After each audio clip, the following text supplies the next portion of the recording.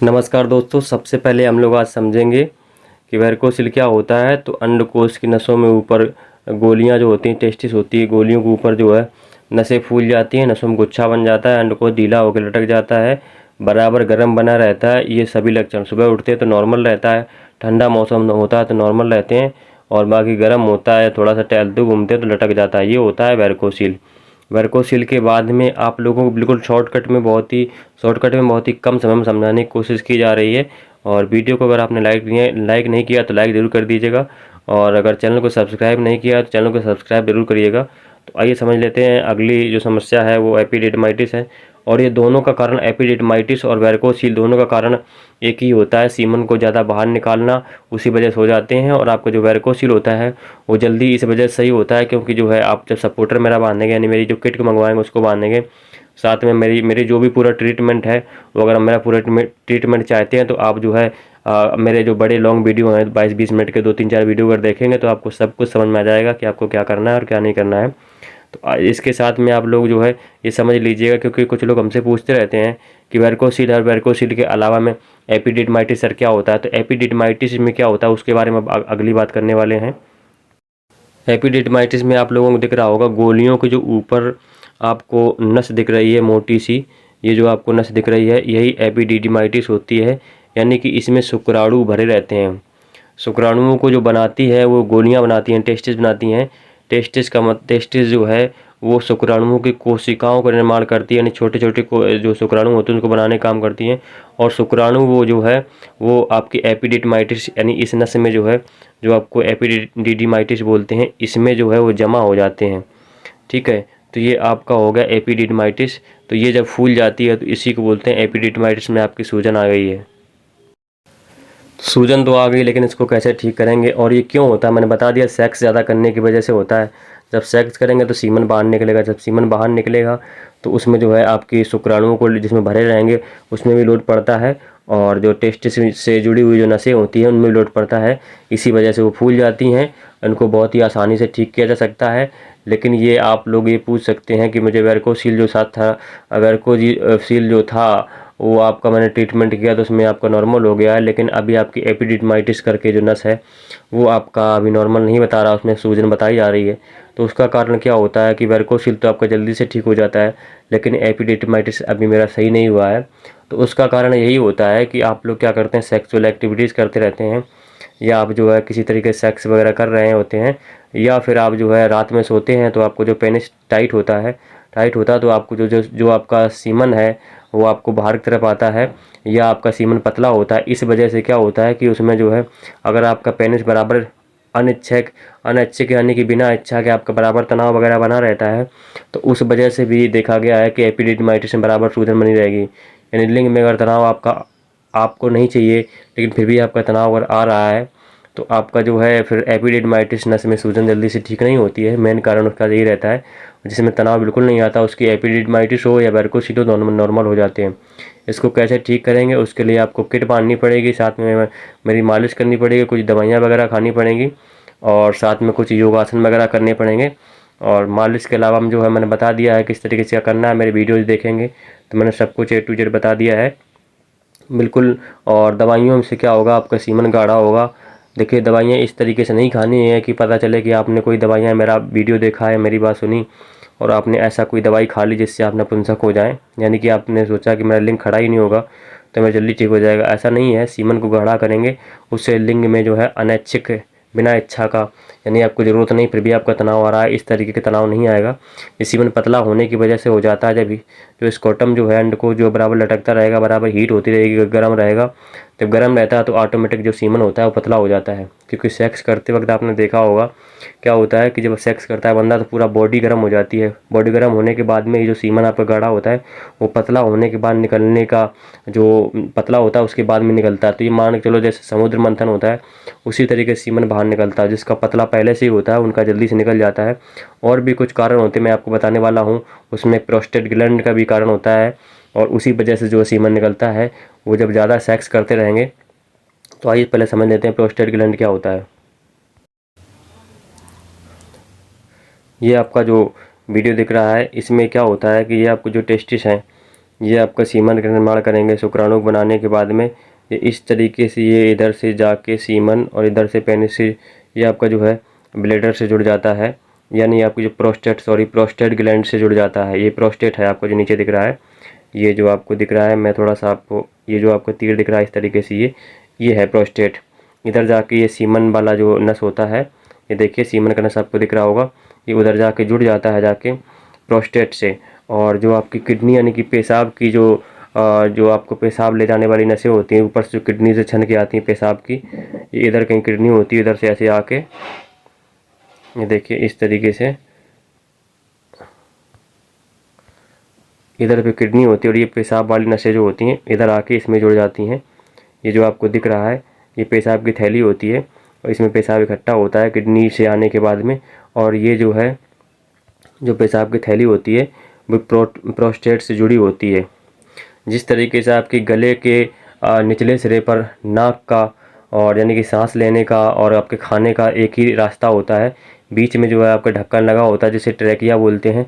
जब आप खाना खाते हैं तो जो श्वास नली वाला ढक्कन होता है जिससे आप सांस लेते हैं वो सीधे फेफड़ों में जाती है ना। और जो आपका जो खाना खाते हैं वो सीधा पेट में जाता है, यानी बड़ी आंत छोटी आंत से बड़ी आंत में जाता है, तो वो एक ही ढक्कन होता है। सेम इसी तरीके से इसमें प्रोस्टेट में भी यही समस्या होती है। प्रोस्टेट जो है उसमें भी ये प्रोस्टेट ग्लैंड जो है उसमें भी यही होता है कि जब आप पेशाब करने जाएंगे तो उससे सीमन नहीं बाहर निकलेगा, यानी ढक्कन बंद हो जाता है उस तरफ का।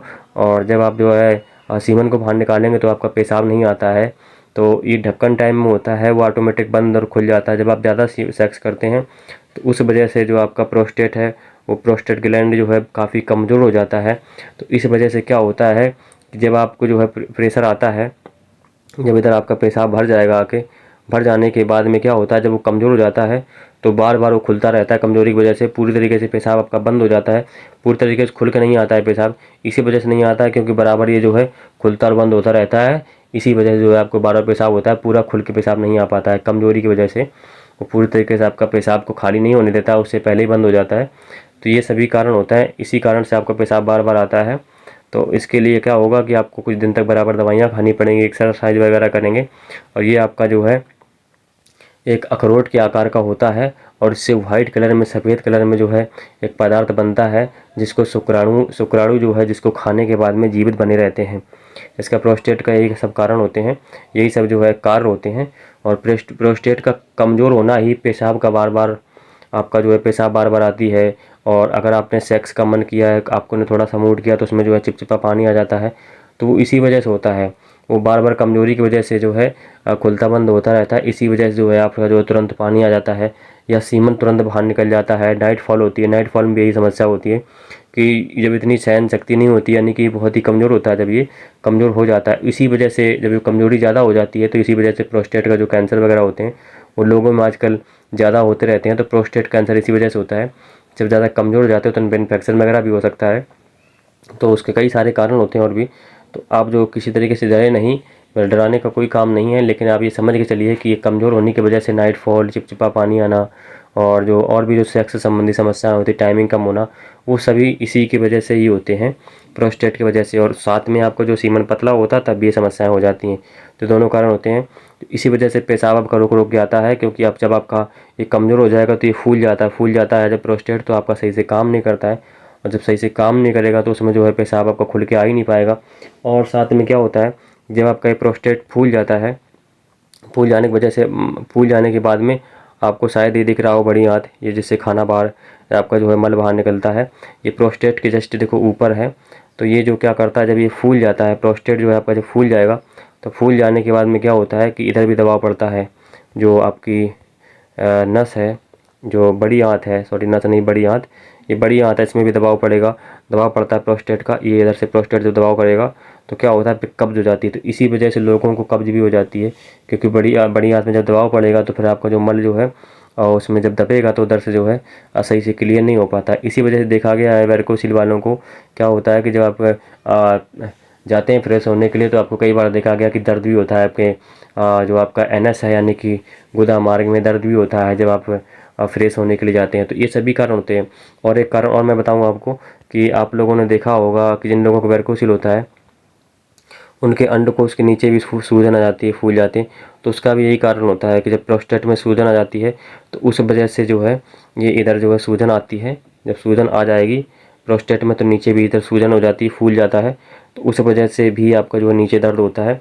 पेशाब करते वक्त भी दर्द होता है, कई बार देखा गया सीमन जब निकलता है तब भी दर्द होता है। तो प्रोस्टेट में सूजन की वजह से ये सारे दर्द आपके होते हैं। तो आप लोगों को समझ में आ गया होगा कि प्रोस्टेट क्या होता है। आप ये सभी समस्याएं मेरा जो ट्रीटमेंट है वो करेंगे आप जो है जो मैंने बताया उससे आपका पूरी तरीके से क्लियर हो जाता है। तो आइए आगे समझ लेते हैं। ये देखिए इस तरीके से जो है आपकी किडनी होती है और ये आपकी किडनी है और किडनी का काम होता है मूत्र का निर्माण करना और इधर से ये भेज देते हैं। ये मूत्र की थैली है और इसके नीचे जो है आपका प्रोस्टेट लगा होता है, प्रोस्टेट से जुड़ी रहती है मूत्र की थैली और इस तरीके से काम करते हैं। तो प्रोस्टेट छोटा सा होता है और ये इसका काम यही होता है कि ये मान के चलो सिक्योरिटी गार्ड है। वो जब आपको सीमन निकालना है तब उसको जो है आपके पेशाब को रोक देगा और पेशाब की थैली में जब लोड पड़ता है तो जो है आपका ऑटोमेटिक जब उसमें सूजन वगैरह होगी तो आपको खुद पता होगा कि आपको किसी तरीके से कोई अगर रंग ख़राब हो जाएगा किसी तरीके से उसमें, या ख़राब होने का कारण ये है कि किसी तरीके से उसमें कमज़ोरी आ गई या कोई और भी कारण हो सकता है, इन्फेक्शन हो गया होगा। तो इस वजह से जो है वो फूल गया, सूजन आ गई तो सही से काम नहीं कर पाता है। तो इसी वजह से आपका यूरिन बार बार पूरी तरीके से क्लियर नहीं हो पाता, एक बार में नहीं खाली हो पाता है। तो बार बार पेशाब की आपको जो है अनुभूति होती रहती है, आपको महसूस होता रहता है कि मुझे बार बार पेशाब जाना है। और आपका पेशाब बार बार, या आपका ये मान के चलिए जब आपको उसमें फूल जाएगा तो क्लियर हो ही नहीं पाएगा, क्योंकि जो प्रोस्टेट की जो नसें, जो अंदर से नसें होंगी है ना, जिससे वो क्रॉस होकर निकालता है, तो उसमें जब फूल जाएगा, सूजन आ जाएगी तो जो है वो जगह कम बचेगी ना। वो जो नली जो है उसमें प्रोस्टेट से जो गुजारता है पेशाब को पेनिस के ले जाने के लिए द्वार जो है, उसमें जब सूजन आ जाएगी प्रोस्टेट के तो फिर जो है वो सीमन सही से नहीं निकल पाता, तभी दर्द होता है। और पेशाब भी पूरी तरीके से निकल ही नहीं पाएगा खुल के, तो फिर उधर जो है पेशाब रुक रुक के, इस वजह से रुक रुक के पेशाब आता है, क्योंकि पूरा क्लियर नहीं हो पाता है। इसी वजह से जो है आप लोगों को पेशाब आता है बार रुक रुक के। तो अब आइए समझ लेते हैं कि इन सभी समस्याओं को, A to Z जो समस्याएं मैंने बताई हैं, इनको कैसे ठीक किया जा सकता है। तो इसको जो है, चाहे वो प्रोस्टेट हो, चाहे वो आपका वेरिकोसिल हो, चाहे वो आपका एपिडिडमाइटिस हो, इन सभी समस्याओं को मेरे ट्रीटमेंट से गारंटी से ठीक किया जा सकता है। उसमें से आपको सबसे पहले तो किट मंगवानी पड़ेगी। किट का मतलब होता है सपोर्टर जो स्पेशल बनवाए गए हैं, क्योंकि मेन समस्या होती है लटकने से। लटकेगा नहीं तो आपका सारा समस्या जो भी है वो ठीक हो जाती है। तो आपको सबसे पहले तो आपको वेरिकोसिल के लिए ये मान के चलिए जो भी होता है सब वेरिकोसिल की वजह से ही होता है। यानी कि आपको अगर वेरिकोसिल नहीं हुआ होगा तो हो सकता है आपको प्रोस्टेट में उतनी दिक्कत ना आए, लेकिन आपको जो अगर वेरिकोसिल हो जाएगा तो आपको कई सारी समस्याएं और देखने को मिल जाती हैं। तो ये सब एक दूसरे से जुड़े हुए होते हैं, तो इनके सभी के कारण एक दूसरे से जो है रिलेटिव होते हैं। तो आप लोग ये समझ के चलिए कि आपको किट मंगवानी है, और साथ में दिन में आप 3 बार मालिश कर पाए तो बहुत ही अच्छा है। 3 बार ना कर पाए तो दिन में 2 बार मालिश करनी है। साथ में आपको जो कुछ दवाइयाँ वगैरह खानी पड़ेंगी, उस दवाइयों के रूप में आप किसी डॉक्टर से, अच्छे डॉक्टर से जाके परामर्श करने के बाद, पेट वाले से डॉक्टर से जाने के बाद में बराबर 2 से 3 महीने जब कायदे से दवाइयाँ खाएंगे आयुर्वेदिक, तो उससे आपका पेट सही हो जाएगा। और अगर फिर भी सही नहीं होता तो आप 3 महीने की जगह 6 महीने में दवाइयाँ खा सकते हैं। लेकिन दवाइयाँ आपको जो है पेट वाली खानी है, पेट को साफ़ करने की, कब्ज़ ख़त्म करने की दवाइयाँ, और लीवर आपका सही से काम करने लग जाए, जिससे आपका जो खाना हजम हो जाए सही से। और अगला वीडियो हम आपको बताएंगे किस तरीके से छोटी आंत और बड़ी आंत काम करती है, और आप लोगों को दूध क्यों नहीं हजम होता है, या खाना क्यों नहीं हजम होता है, पानी क्यों नहीं हजम होता है। वो सारी समस्याओं पर हम लोग अगली वीडियो में बात करेंगे। तो आप लोगों को किट मंगवाना है, दिन में 3 बार मालिश करनी है, 3 बार ना कर पाओ तो 2 बार करनी है। कुछ दवाइयाँ वगैरह खानी है, उन दवाइयों में मैं आपको शॉर्टकट में बता दूं कि आपको सीमन को गाढ़ा करने की दवाइयाँ खानी है, और साथ में पेट को साफ़ करने की दवाइयाँ खानी है। इसके अलावा में कोई दवाई और नहीं खानी है। कुछ एक्सरसाइज वगैरह होती हैं, जैसे कीगल हो गया, कीगल के बाद में शीर्षासन हो गया, सर्वांगासन हो गए, इस तरीके के आसन करने हैं। और आपको जो है थोड़ा सा टहलना घूमना है, सुबह में, सुबह जल्दी उठना है, और फ्रेश होने से पहले थोड़ा सा गुनगुना पानी वगैरह पी सकते हैं, पिएंगे तो बहुत अच्छा रहेगा। ये सभी आपको जो है तरीके हैं जिसको आप करेंगे तो आपको जो है वेरिकोसिल से निजात मिल जाएगी, और जो समस्याएं जो मैंने बताई इन सभी से आपको छुटकारा मिल जाएगा, जिसमें 90% आपकी किट ही काम करती है। क्योंकि आप किसी डॉक्टर के पास कहीं भी जाएंगे किसी तरीके से, अगर आपको वेरिकोसिल है, आपको हाइड्रोसिल है, तो आपको जो है, या आपको एपिडिडमाइटिस समस्या है, तो आपको स्कोटम में बांधने के लिए बोलेगा, यानी कि लंगोटे सपोर्टर बांधने के लिए बोलेगा। लेकिन मैं आपसे बोलूँ कि अगर आपको वेरिकोसील है या फिर डिडमाइटिस की समस्या है तभी हमसे संपर्क करें। हाइड्रोसील वाले या हर्निया वाले हमसे संपर्क ना करें, क्योंकि उनके लिए हम नहीं बनवाते हैं। इस तरीके के बड़ा आकार हो जाता है उनमें, इसमें एक स्पेशल शेप यानी कि नॉर्मल, क्योंकि वेरिकोसील में क्या होता है शेप नॉर्मल रहता है, नहीं आकार तो नॉर्मल रहता है लेकिन नसों में फूल जाती हैं, तो उनके लिए हम लोग किट बनवाते हैं। तो वो लोग हमसे संपर्क कर सकते हैं। गारंटी से मैं इस बात की गारंटी देता हूँ आपसे कि उसको बांधते ही यानी मेरी सपोर्टर के मेरे ट्रीटमेंट को पूरा करने के बाद में आपको 100% आराम मिल जाता है। और अगर आपको आराम नहीं मिलता किसी तरीके से, आपको किट नहीं समझ में आती है, तो आप उसको वापस बेझिझक कर सकते हैं और किसी तरीके से आपसे कोई चार्ज नहीं लिया जा सकता है। लेकिन आप लोग थोड़ा सा समझ के चलिए कि आप लोग हो सके तो व्हाट्सएप पे सीधा संपर्क करिएगा कि मेरे 2-4 वीडियो देखने के बाद में, क्योंकि आप हमसे कॉल करोगे तब इतना संभव नहीं होता कि आपको हर एक बंदे को पूरी बात समझाई जाए। तो आप लोग पूरा वीडियो देखिए और उसमें समझिए कैसे क्या करना है। बाकी कोई डाउट होता तो हमसे फ़ोन करके पूछ सकते हो। नहीं व्हाट्सएप पे अब जो है संपर्क करने के बाद में हमसे कांटेक्ट करने के बाद में अब जो है जब मुझे टाइम मिलेगा तो मैं आपको बता दूंगा, अपनी समस्या लिख सकते हैं। मैं आपको बताऊंगा किस तरीके से कैसे क्या करना है, कैसे किट मंगवानी है, कैसे कौन कौन सी दवाइयाँ आप ले सकते हैं या तो आप डॉक्टर संपर्क नहीं करना चाहते हैं। और बाकी जो भी और ट्रीटमेंट है, बाकी अगर आपने अल्ट्रासाउंड नहीं कराया है तो आप अल्ट्रासाउंड ना करवाएं मेरे कहने से। एक बार मैं देख लूँगा फ़ोटो वगैरह से, मुझे पता चल जाता है तो ठीक है, अगर नहीं पता चलता है किसी कारण से तो आप जो है फिर अल्ट्रासाउंड करवा सकते हैं। मैं तो ये सोचूंगा जितना आपका पैसा वैसा कम लगे उतना ठीक रहेगा, क्योंकि लूट तो हर जगह मची है किसी तरीके से भी। और घर तक पहुंचने का चार्ज होता है किट का। अभी फ़िलहाल मैं बता रहा हूँ जो वीडियो में डाला है, हो सकता है बढ़ जाए, बढ़ाने की कोशिश भी करने वाले हैं क्योंकि उतने में हो नहीं पा रहा है। फ़िलहाल में भी 600 रुपये ही है एक किट का, और 2 मंगवाएंगे तो 1100 रुपये की फ़िलहाल में अभी पड़ जाएंगे फ़िलहाल में, और हो सकता है बढ़ जाएँ। लेकिन जो है 1100 रुपये में 2 सपोर्टर आपको मिल जाते हैं। उनको 24 घंटे बांधना है। और बाकी किसी तरीके से कोई ट्रीटमेंट का बात करने का अभी फ़िलहाल फ़ीस नहीं मैंने अभी रखी है किसी तरीके से। सब कुछ A to Z जो भी है फ्री में ही है, कोई पेड नहीं है। तो आप लोग हमसे कोई डाउट है तो 2-4 मिनट के लिए बात कर सकते हैं। बाकी आप जो है 2-3 वीडियो मेरे बड़े देखेंगे तो आपको सब कुछ समझ में आ जाएगा। वीडियो को लाइक ज़रूर करिएगा और चैनल को सब्सक्राइब कर लेना है, क्योंकि ऐसी और भी बेहतरीन जो जानकारियाँ हैं वो आपसे छूटे ना। और मेरा जो वीडियो है वो आप ज़रूर देखिएगा, जो नया वीडियो डालते हैं, क्योंकि उसमें ऐसी जानकारी आपको देते रहेंगे जो आपको वेरिकोसील में या आपके जीवन में हमेशा काम आती रहेंगी। जिन लोगों को वेरिकोसील है, जिन लोगों को एपिडिडमाइटिस है, वो तो इसको पहन ही सकते हैं। जिनको कुछ भी नहीं है वो भी इसको नॉर्मल जो है वो भी पहन सकते हैं, तो उनको कभी ज़िंदगी में इस तरीके की कोई समस्या नहीं आती है। और मैं एक बात बता दूं आपको, वेरिकोसील ना तो कोई बीमारी है, ना दुनिया में इसका और कोई इलाज है। केवल इसका इलाज यही है कि आप उसको कायदे से सपोर्ट देकर रखेंगे, मालिश करेंगे, कुछ दवाइयाँ वगैरह खाएंगे। थोड़ा सा टाइम लगता है लेकिन गारंटी से ठीक हो जाता है। और जो समस्याएं हैं आपकी तुरंत ख़त्म हो जाती हैं, लेकिन वेरिकोसील ठीक होने में थोड़ा सा टाइम लगता है। मेरे ख्याल से आप लोग समझ गए होंगे। मेरे जो ये नंबर दिखाई दे रहे हैं इन पर आप संपर्क कर सकते हैं व्हाट्सएप पे। और अगर ज़्यादा आपको लगता है कुछ ऐसा पूरा वीडियो देखने के बाद में, 2-3-4 वीडियो देखने के बाद में, कि मुझे ये समस्या नहीं समझ में आ रही है, तो आप व्हाट्सएप पे हमसे पूछ सकते हैं, या फिर आप जो है हमसे कांटेक्ट करके पूछ सकते हैं। और अगर आपको किट मंगवाना है, आपको लगता है मेरा किट से ठीक हो जाएगा, तो आप हमसे मंगवा सकते हैं, हमसे संपर्क कर सकते हैं। Thank you. वीडियो देखने के लिए बहुत बहुत धन्यवाद। वीडियो को लाइक और चैनल को सब्सक्राइब जरूर करिएगा।